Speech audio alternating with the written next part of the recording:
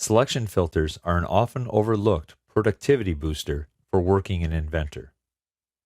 In this assembly, we have components that are embedded in other subassemblies. As you hover over these subassemblies, you'll see that a lot of different features and components are not reachable because they're in subassemblies. The reason for this is the selection filter is set at component level. This is the most useful way to begin working in an assembly, but it's not the only way to work in an assembly. Using the pull down in the quick access toolbar, or by holding Shift and using your right mouse button, you can access the selection filters. Part priority will allow you to reach into assemblies and directly address the individual part files. Feature priority will take you the next step down, being able to not only reach into the parts, but find the individual features that are defined. With a feature highlighted, you can right-click and select Edit Feature. The properties for this whole feature will appear even though that feature is in a part that's in a subassembly, in a subassembly, in the main assembly. When the feature dialog opens, you can make any of the same changes you would make by clicking your way down to that level. To return back up, you can either use return or you can even say return to the top. This will bring you all the way back to the top level of the assembly. Another type of selection filter available has to do with selections. So, selecting component size and then choosing a component will highlight other components that, based on the dialog, are at most the same volume as the component you selected. You can also use this dialog to make a small adjustment to that volume and select additional components. You can also switch whether or not the selection is at most or at least. Other selection filters will allow you to work by finding what components are constrained to a selected component, using a component offset or a spherical offset.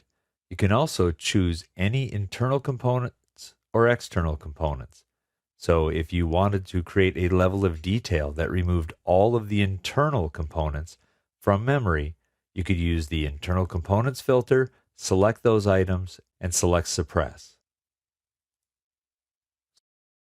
We have a large plate with a small set of features. One type of feature that can greatly limit performance, not just at the part level, but when you start using those parts in the context of an assembly, especially when you have multiples of those parts, is working with patterns, especially large patterns. If I create a rectangular pattern based on this small set of holes, establish the direction it needs to go, set the spacing using a parameter of y space times 2. I'll see a preview, and I'll do the same thing for establishing the x spacing. In this case, I'll use x space times 2. Now I see a preview of my pattern, but where the issue comes in is I want to create this entire sheet as perforated. So as I begin to put in large numbers of occurrences, I'm interrupted by Inventor warning me that the pattern will result in a large number of occurrences and I should consider using optimized compute. Expanding the dialog, you can see that presently the pattern is set to identical. Autodesk Inventor is recommending that we use an optimized compute. The trouble is, the whole pattern that we have will exceed the boundaries of the material, and this can cause trouble with optimized. So we'll select identical and click OK.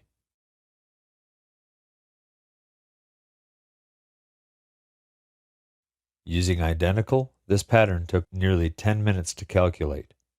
Every time there's an edit to the pattern or any feature that the pattern is dependent on, that amount of time will be required to update the part in the future as well. If you're manufacturing a component that requires large-scale patterns or unique patterns, then working with tools like patterns can be useful. However, if what you're doing is trying to represent to the consumers of your designs that you're going to be using purchased perforated metal or grid metal, then there are other techniques that can be used. For example, undoing that pattern, taking the end of part marker and moving over the holes so we just have a flat sheet. I'll change the appearance of the model from default to a style that I created called perforated sheet using a bitmap image. For people trying to understand what the material that they're going to be handling looks like, this is an effective way that takes essentially no time to generate. This part is see-through in the context of an assembly and works perfectly effective, especially since you'll be specifying that material in a parts list or through the bill of materials directly into an ordering system. Switching to an empty assembly, I want to show another technique that people use when creating large-scale assemblies. What we'll do is we'll place a component, we'll place the shaft UCS IPT file, click Open, and you'll see immediately in the preview the UCS is set away from the shaft. Typically when we're modeling components, it's nice to try and take advantage of the symmetry by using the origin planes of the model. However, many people when working with very large assemblies will model those components in relationship to a UCS or add a UCS later that refer to a zero datum point in their assembly so multiple components can be constructed, inserted into the assembly without the need to add constraints or joints to the model. I'll right-click and say Place Grounded at Origin. Then I'll place two more components, the gearbox bottom, once again using Place Grounded at Origin, and the gearbox top using that same option. When this is done, we have the beginnings of our gearbox created. Everything is in the proper location, yet no constraints have been used. As long as care is taken, these models can be edited the same way that any other model would be, and it can greatly enhance the performance of your assemblies. If you already have large assemblies, there's an option that can make those easier to work with as well. Opening a file and selecting the buffer prep skid, rather than just simply clicking Open, I'll come down to the bottom of the dialog where there's a drop-down menu and you can select Express. Clicking Open, this will load the graphical information of the model, but not the information that holds the model together. So it will give you an excellent graphic representation in just a matter of 1 or 2 seconds. You can review the structure of the assembly, use measure tools to check spacing between components. You can even access components and open them in a separate window directly from this assembly.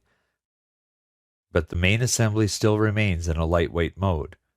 Should the time come where you need to access all of the information of the assembly, you can go to the Assemble toolbar at the end and select Load Full.